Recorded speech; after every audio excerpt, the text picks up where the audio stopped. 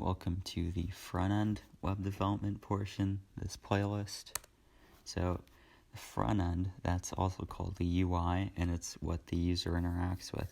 It's how your website looks, and that's pretty much what it is, how it looks. Okay, so how are we going to learn how to build out our websites? Step 1, learn HTML. This is the skeleton of your website.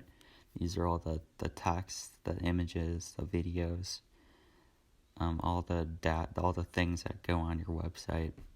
And then CSS, which is used to make your website look pretty, to turn your website from just a bunch of text and images and other things into an actual website. So CSS, this is how you make your website pretty.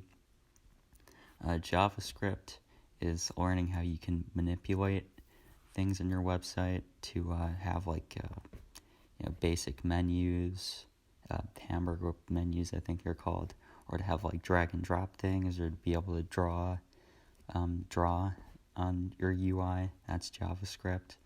So it allows you to change up your UI and to request data from your backend. That's what JavaScript's for. And then frameworks. Now, I don't recommend you learn a framework until you finish the backend portion, the monolith backend portion. But a framework, it's used for very big teams. So if you're looking for a job, you'll probably need to learn a framework.